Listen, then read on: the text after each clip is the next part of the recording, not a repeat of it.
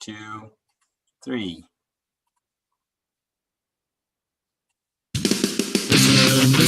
Wissenschaft fürs Wohnzimmer. Einen wunderschönen guten Abend. Hello, everybody. Nice to have you here with us at Wissenschaft fürs Wohnzimmer. Not sure if it's our second or third English talk, but I'm really happy that we have this international format and have all of you with us today. 2, 3. So, who are we having with us? We have Arijit from the University of Graz talking about, and sorry, I had a small hiccup there in the technical part. So we have Arijit Paul from the University of Graz with us, who will give us a bit of an insight what businesses can do potentially to mitigate climate change. My name is Björn Suko from the Alfred Wegener Institute in Bremerhaven. I'm working in the tech transfer and bioeconomy section and try to make basically the production of food from the sea of tomorrow more sustainable than it is today. But I'm not alone. As always, two wonderful colleagues of mine are with me, and today we want to be really international. So Kami and Rebecca will not only tell you where they're from, but also where they're at. Hello, everybody. From my side, then good afternoon, but from yours, maybe it's also good evening or good morning, who knows. My name is Camila Never. I'm a doctoral fellow in an institute from Argentina, and I'm working in modeling of species distribution, particularly how they're changing the distribution in Antarctica. So I'm really excited also for combining this knowledge that Arijit is going to give us today regarding business and climate change. So welcome everybody, and Rebecca, if you want to introduce yourself. Of course, hi. I am the third of the international colleagues from Scotland, but also working with Björn at the Alfred Wegener Institute in Bremerhaven. I'm a physical oceanographer, so I study the physics of the ocean. I'm in particularly interested in effectively why the glaciers in Greenland are melting from an oceanic perspective. So looking at the heat in the ocean and trying to understand how it gets to those glaciers and how much melting actually takes place. So very interesting stuff, but of course none of this can be changed unless we have the businesses behind us to make these bigger changes, and that is what we will be hearing about this evening, which I am hugely looking forward to. And for that, I will introduce our speaker for this evening, and I hope we all learn something from him. Arijit, it's all yours.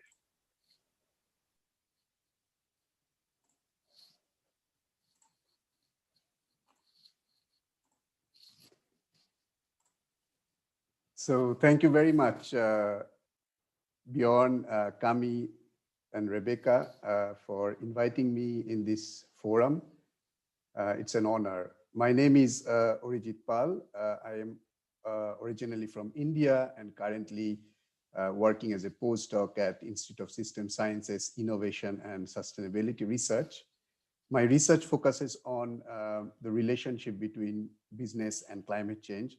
I'm particularly interested how we can use the force of business to help move the world towards a climate neutral world. And in this presentation today, I would like to share some insights from my own research done together with my colleagues at our institute. Before we enter into the core topic of the day, I would like to remind you of the issue that is at hand here. We are in the middle of climate crisis. Currently, the concentration of greenhouse gas emission in the atmosphere is nearly 420 parts per million. And in almost in million years, we have never seen such high level of greenhouse gas concentration in the atmosphere, and the cause behind this is anthropogenic. And the effect of this crisis is disastrous. There are more and more wildfires, more and more droughts. The frequency of extreme weather events such as hurricanes and typhoons are increasing. It's really an existential crisis. So what the world is doing in order to respond to this crisis. Paris Agreement has been a watershed moment in the climate response of the world. It was adopted by 196 countries at the Conference of Parties on 21 in 12 December 2015, and it came into force on 4th November 2016. There are three main elements of the Paris Agreement. The goal of the Paris Agreement is to limit global warming compared to the pre-industrial level below 2 degrees Celsius and preferably below 1.5 degrees Celsius by end of this century. Under this agreement, countries must peak their emissions as soon as possible and achieve net zero emissions by mid-century. And also, every 5 years, countries must submit an increasingly ambitious greenhouse gas emission reduction plans known as nationally determined contributions. So how the countries are faring? The latest NDC, which is National Determined Contribution Synthesis report published in February 2021, shows that the current commitments of the governments can achieve less than 1% reductions in global GHG emissions by 2030 compared to 2010. Is this good enough? Let's see. It's actually not. It's far from what is needed.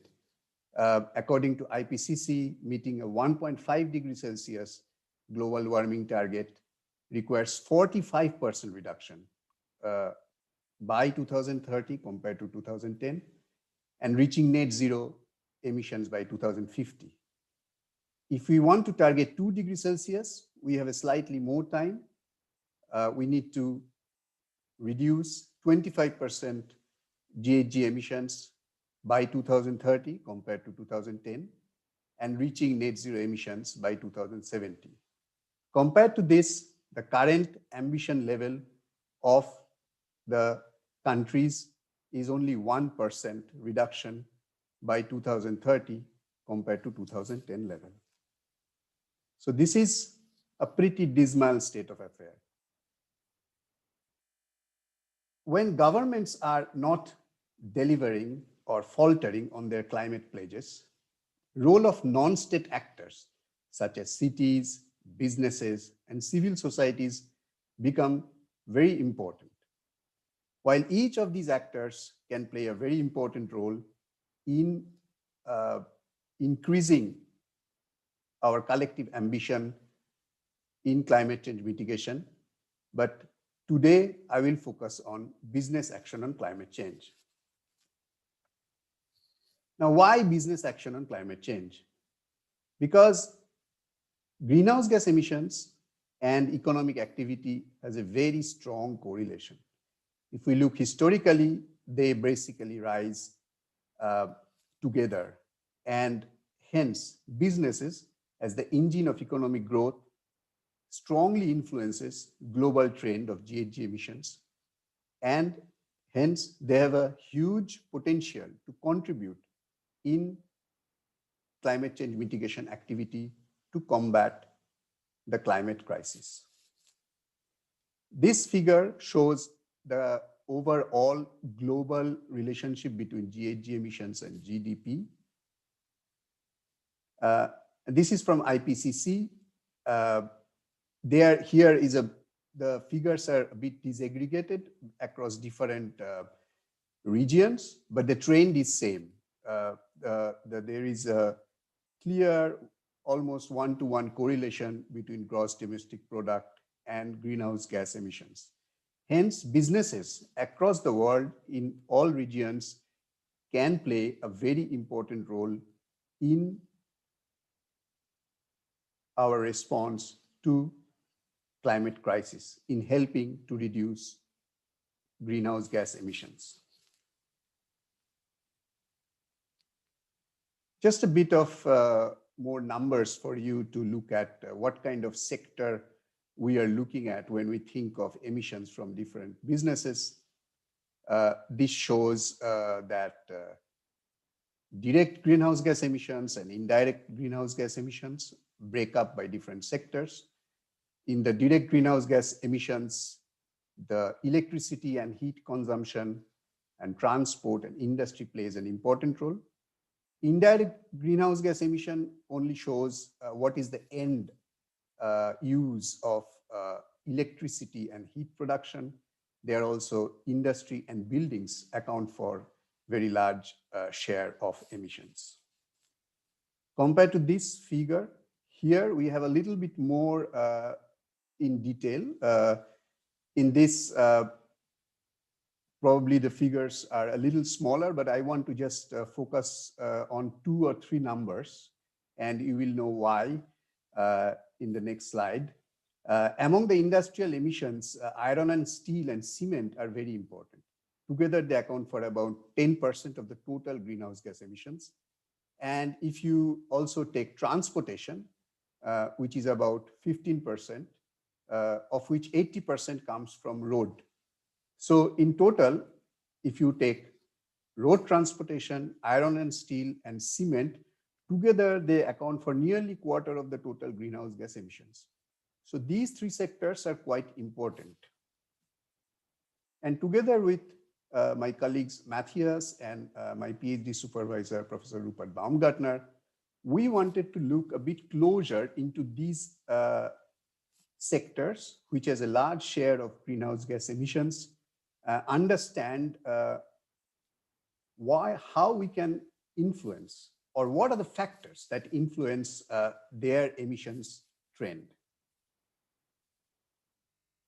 So we looked at the leading companies from the cement and steel sector and also the automotive sector. Why we choose to look at the leading companies? Because leading companies are normally the trendsetters. So if they can set a trend, others will follow. So if we want to understand how in these different companies are doing in terms of climate change, we might be able to talk about necessary trends that we see in these sectors and can learn some lessons which may be applicable to other companies in this sector. So we looked at broadly the top companies from the iron and steel, from the cement, and from the automotive sector, and they were represented from 15 different countries in different continents of the world. Now, to understand what the companies are doing when responding to climate change, we decided to break down the activities of the companies in 3 main segments. One is about governance, one is about carbon reduction, the other is about carbon competitiveness. Within each of these, also we have subdivisions. For governance, we looked at organization involvement. By that, we mean how much the company is involved in integrating the climate change related issues within the governance structure of the company, from employee engagement to giving them incentive for promoting greenhouse gas emission reduction project, and also to understand where lies the responsibility. Is the CEO responsible for taking care of the governance issues, or is it just a CSR department which has been just relegated some ad hoc responsibility to deal with the climate change? We also wanted to see risk management, that is, whether climate change is integrated into the overall risk management strategies of the company, or is it something that is only seen as something that is small and insignificant.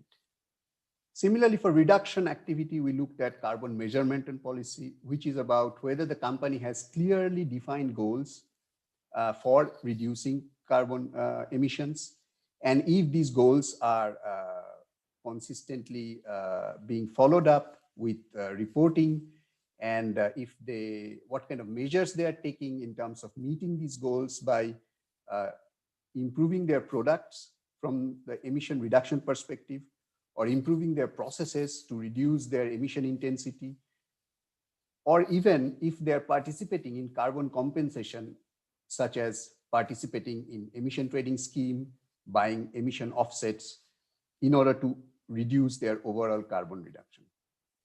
And competitiveness aspects, we wanted to see if the company is going at new markets or developing new products, which are low carbon products, if they are involved with the stakeholders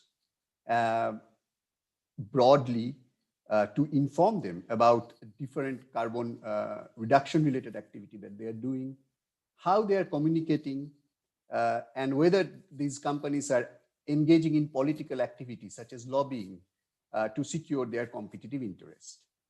Now, all these information, the primary source, we looked at Carbon Disclosure Project, which is a project which run by some leading institutional investors of the world. And they send out questionnaires to companies on these issues, and the companies respond. So we use those data to assess these activities. And also we checked with annual reports of the company and also the CSR report to triangulate to see the consistency of the reporting. And then we wanted to see some relationship between these factors. And this is our theoretical model. We developed several hypotheses. So one of the starting hypothesis from the carbon pressure, where we wanted to measure the pressure from the regulator and from the stakeholders, how that influenced the governance, the competitiveness, the carbon reduction activity. And also we wanted to see if the relationship between governance and competitiveness and carbon reduction, their internal relationship. And then we wanted to see how that influenced the carbon performance and financial performance of the company. We wanted to see this from a long-term perspective. That is, we use a 5-year lag period between carbon performance and financial performance. We looked at 2008 and 2013 figures and saw how the different carbon related activities such as in the governance, in the reduction, in the competitiveness influence performance and both for carbon and financial performance, and how carbon pressure influenced these action by the companies.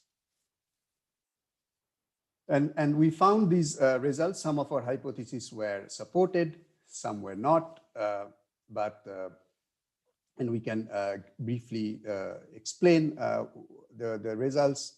So carbon pressure, we found a counterintuitively a negative relationship with carbon governance, which means the more the carbon pressure, our data shows the carbon governance activities are reduced. So this doesn't support our hypothesis. We wanted to, we had just the opposite hypothesis. But one possible speculative explanation for this could be because governance related disclosure, once they are part of the regulatory requirements, then companies may not be interested anymore to release this information on a voluntary basis because they are supplying these anyway as part of their compliance requirement. So there may be a negative relationship. And also we found that carbon pressure influences, as we expected, carbon reduction activities. But there is no relationship between carbon pressure and carbon competitiveness. A potential explanation for this would be that carbon competitiveness are strategic decisions, and companies do not wait for government regulations to decide on their long-term strategic decisions. And because they are the leading companies, they have a long-term view on their strategic objectives. So it is not really immediately dependent on what kind of carbon regulations are being passed by the government. And we also saw that carbon governance has a positive impact on competitiveness, but there is no relationship between carbon governance and carbon reduction. One reason for this could be governance-related activities were more strategic in nature. So it has an impact on the competitive strategies, but they had not much impact on the operational part, which is very much related to the reduction activity. Maybe companies were only using low-hanging fruits where reduction of greenhouse gas emissions doesn't require any additional competence or capability than what is already available within the company. So that's why there may not be a relationship. The competitiveness and financial performance is a negative relationship, which can be explained from the fact that companies investing in R&D, developing new products, going into new market might not pay off in 5 years. So that's why within the 5-year period may be too small to reap the return of that. And that's why there is a negative relationship. And carbon reduction and financial performance has a positive relationship. However, carbon reduction has no impact on carbon performance, which may be explained from the fact that companies talk first before they walk. So they may be explaining that, okay, we want to do this, we want to do that, we want to reduce this much emissions, but they actually implement them not so immediately, but rather it takes time. So they talk first before they actually walk. And that's why maybe there is no relationship that we see in our data. And I will just briefly also share the results of another research that was done together with my PhD supervisor, Professor Baumgartner, and my co-author from University of Graz, Jonas Lang, where we wanted to present a new way of analyzing relationship between business and climate change. We said in this paper that it is important that we understand that business and climate change is a multi-level issue. That involves some transnational aspects, that involves some national aspects, organizational aspect, and individual aspects. So this integrative frameworks kind of proposes an analytical approach to understand the relationship between business and climate change through different levels of influence. And we wanted to implement this analytical framework for a specific case of lobbying, because we all know that companies lobby very hard in order to secure their competitive interests. So we wanted to understand what are the different factors that influence this lobbying behavior. And this is our theoretical model. We wanted to see what is that sector concentration of GHG emissions, the size of the company, and then also the economic wealth of a nation, how these factors influence the lobbying intensity of firm in order to influence climate change policy formulation.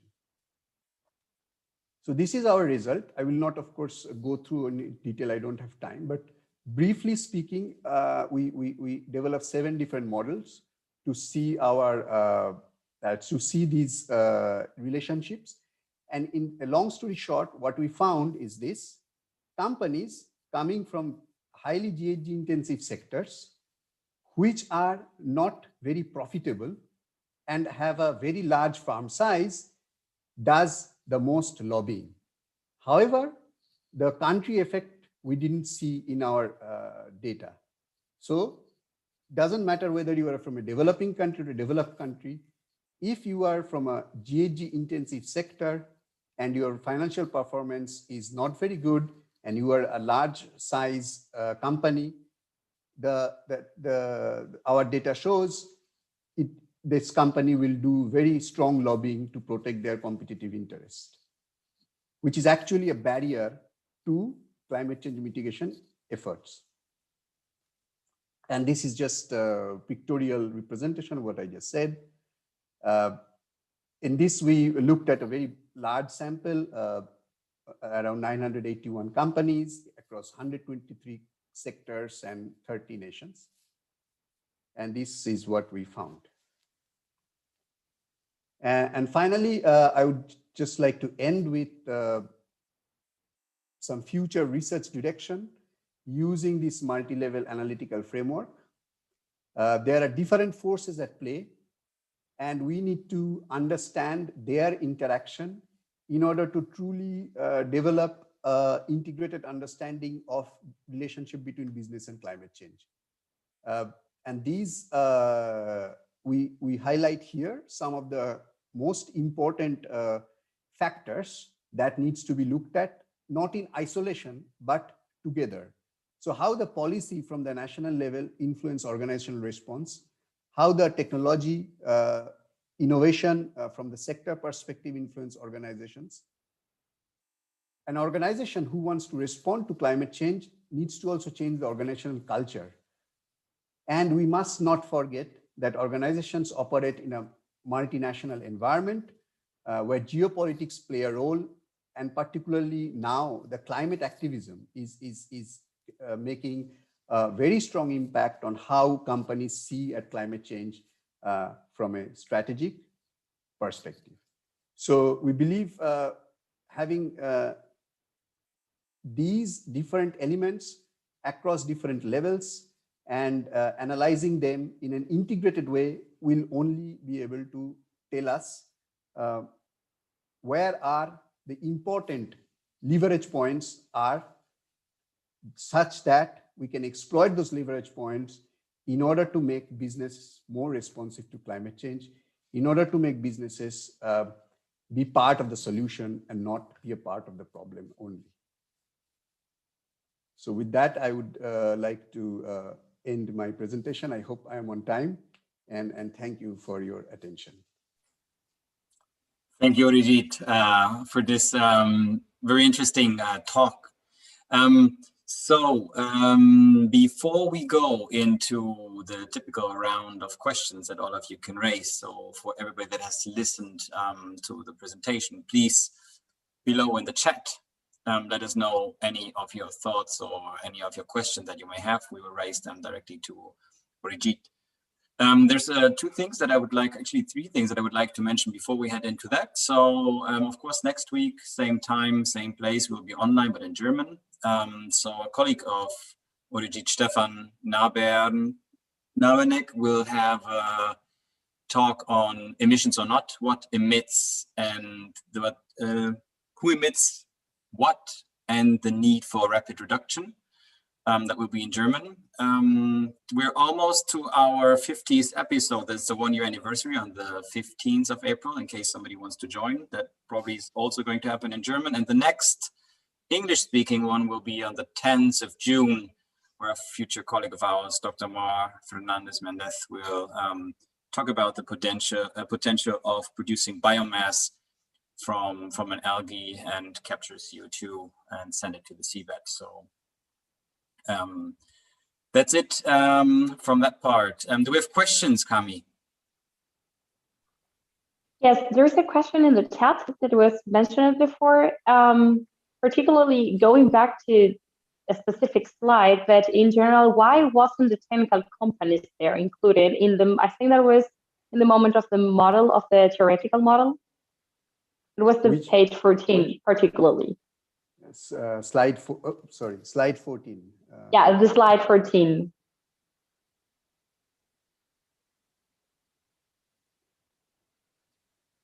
Why not chemical sector is included? That is the question. Why not the technical companies? Tech businesses. The tech businesses. Okay, sorry. Like the big tech, like Google and Apple. Yeah, okay, yeah. So what we were interested in this study is companies that are directly responsible for emissions. So technology companies can be a big enabler from the innovation perspective. So that is a different kind of research questions. And that's why we didn't look at technology companies, but they of course have energy consumption as well, like they use huge servers.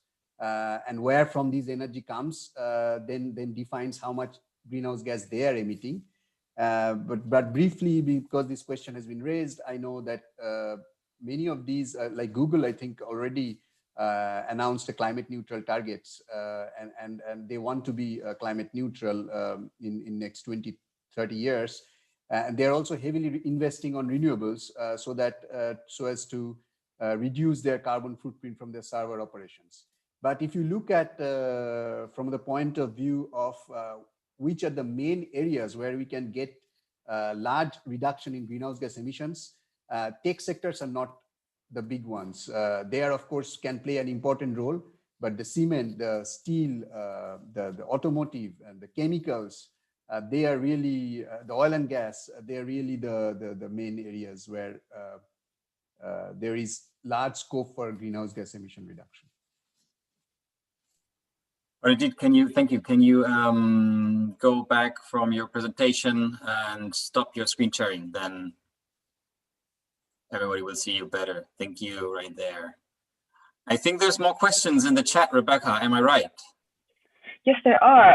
Arijit, that was very interesting. It was cool to see it all laid out like that, both from a sort of a statistical point of view, but also to have all of the ways that we can approach businesses, to have them all laid out. I thought that was really cool and very concise, and you explained it very well. So thank you very much for that. I had one question. I had a few, but I'll start with one. So you had these three sectors, you know, your iron and auto industries, and you had all of this information about them and how they were responding. Where did all that information come from? Was it freely available? Did you have to scour websites or sort of hunt them down for that kind of information? Yes, so these information, yeah, thank you again for the question, and also, yeah, for the encouraging remarks. I really appreciate. Yeah, so these information, primary source of information was this Carbon Disclosure Project. So CDP in short, where companies respond to very specific questions that investors ask them. And there is a CDP database where you can find these responses. So you use that as a primary response, but at the same time, we triangulate this with CSR report and also the annual report of the companies to make sure if what they report in the CDP is consistent with what they report elsewhere. And this was the basis of collecting the information for our study.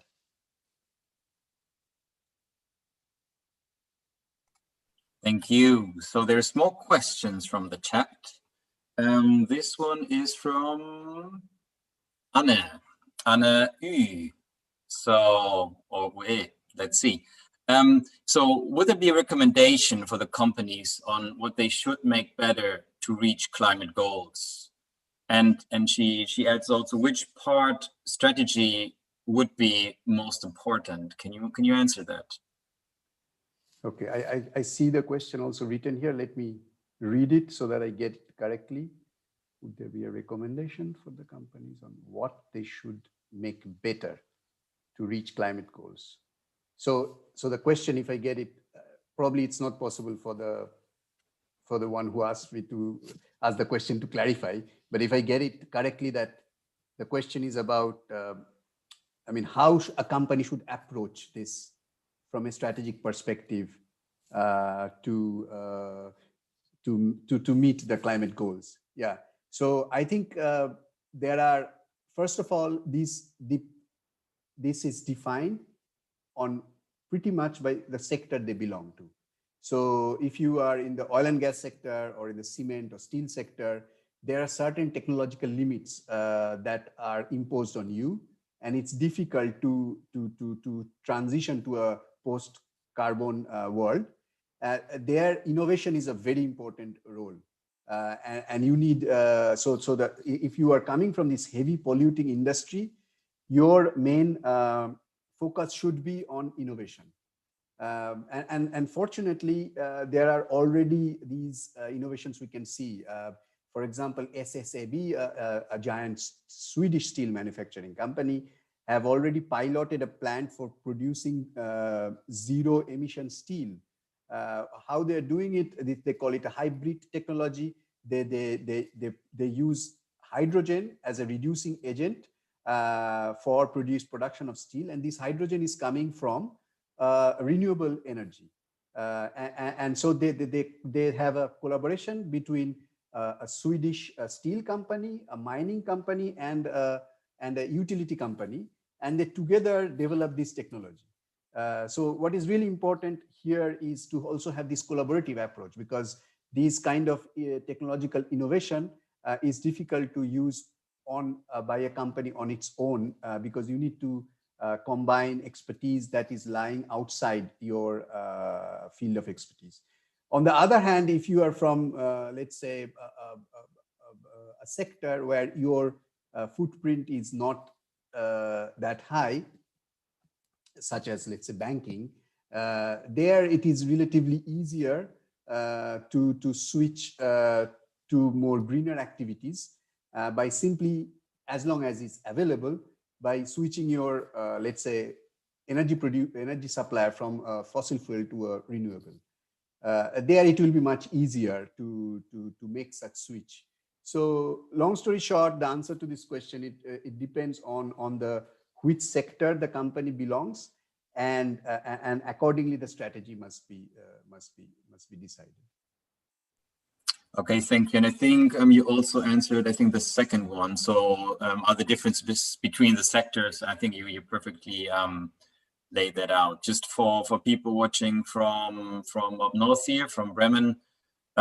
So ArcelorMittal is also, I think, the biggest consumer and producer of CO2 here, or emitter of CO2 here in Bremen. And they do the same. So look into technology, into using hydrogen produced by renewable energy in order to fuel their,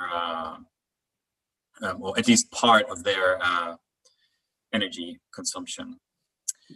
So we have more questions. I see that. Camille, you go next.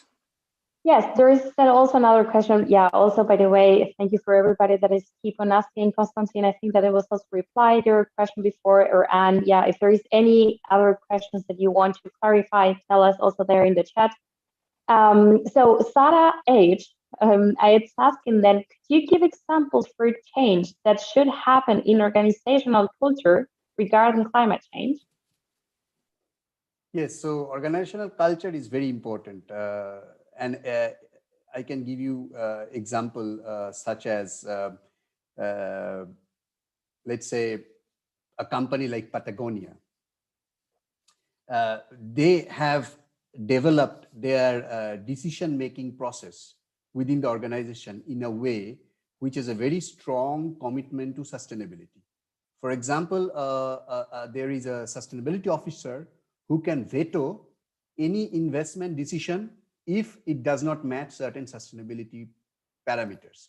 So there is clearly this kind of responsibilities sends a very clear signal for the other employees and help to build an organizational culture that is pro-sustainable. I give you another negative example. It might sound a bit strange, but one of the first early mover in the solar sector was Exxon. They were one of the first companies to think of solar. That was back in during I think the energy crisis that happened with Iran in the 80s.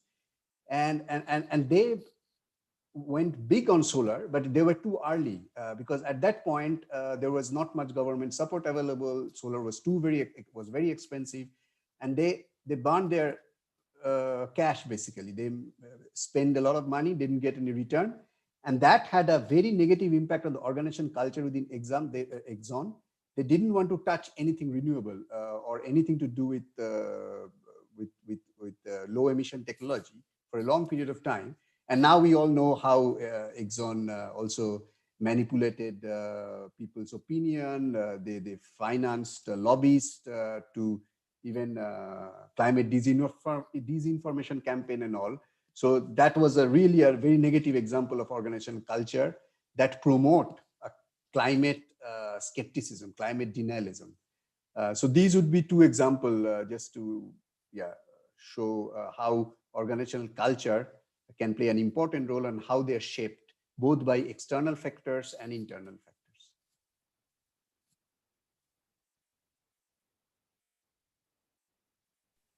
Yeah, that's really cool. I have a Patagonia wetsuit I have been carrying around for years, and every time there is a rip, I can send it back, they repair it, and I get it again. So yeah, as Bjorn, as you can see, perhaps he is also in the same boat as I am. So big shout out there. And if you want to sponsor us, I'm sure we wouldn't say no. I could do with some boots. Anyway, so back to serious chat. And we've had lots of questions in the chat. Thank you all for that. Thomas has asked, in light, I think, of the interesting information between the sort of lack of significant correlation or very weak correlation between government sort of regulation and pushing and the impact that has on companies. He has asked, so where do you see the role of governments in relation to these companies? You know, what is that relationship like? Yeah, so basically what we showed based on what our data gave us, but this is a more, I think, as a policy-centric question, where my opinion would be that the climate change is a problem which cannot be solved by one actor alone. So government has to do its part. Unfortunately, they are not doing it right now. As we can see, the NDC targets falls far short of what is needed. So what my expectation would be that government should continue to tighten the regulation. Economists have given very clear solutions, but the problem is with political feasibility.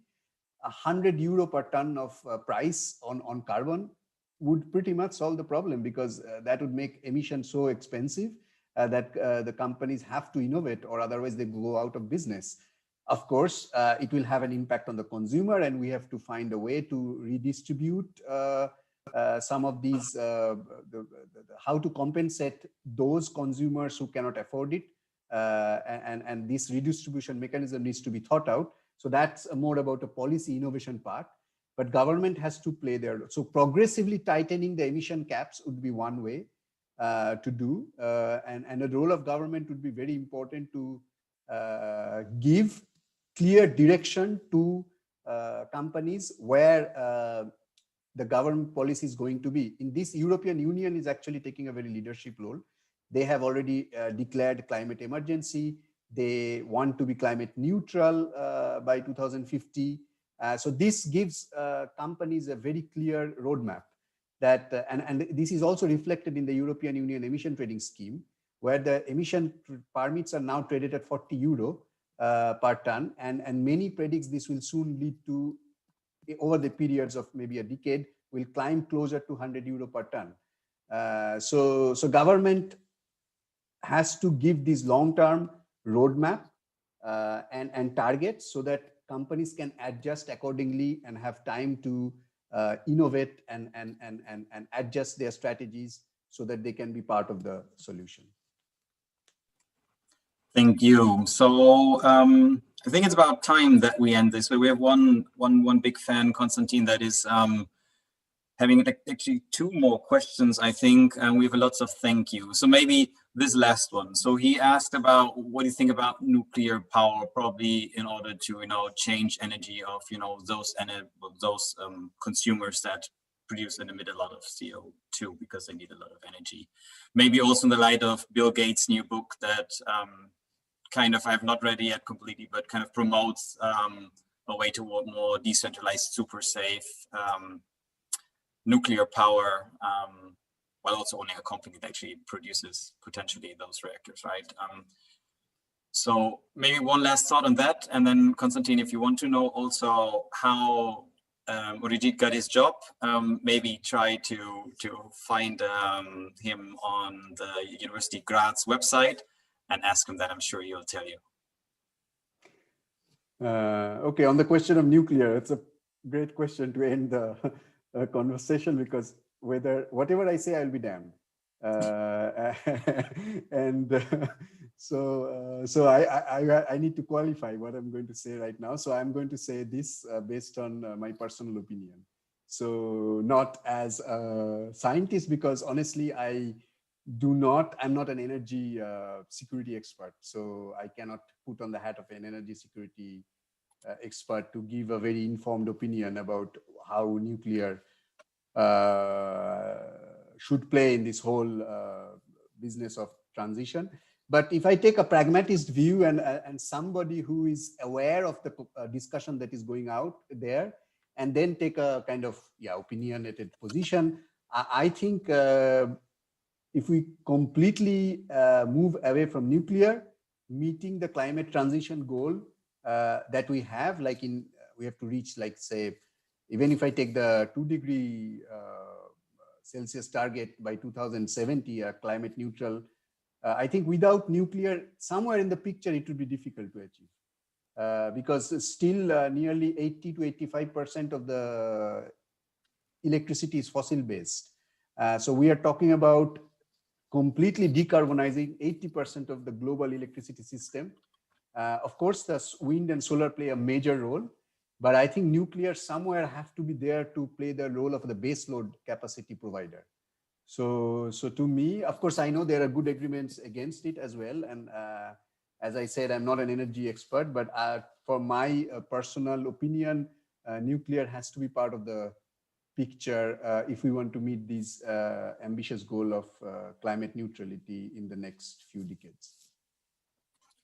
Okay, thank you, Arijit. And of course, everybody's allowed to have his personal opinion, and it's truly challenging times that we have in front of us, and hopefully businesses will help us mitigating that. And I guess your work will have its part in that as well. And thank you all. You've been with us quite some time, but there was lots of talks. We hear many thank yous for your talk. Also, many thanks from my side. And have a great evening. Have a last sip of beer or any refreshment that you have there. And I say goodbye. See you next time. Maybe already next Thursday. Thank you for having me.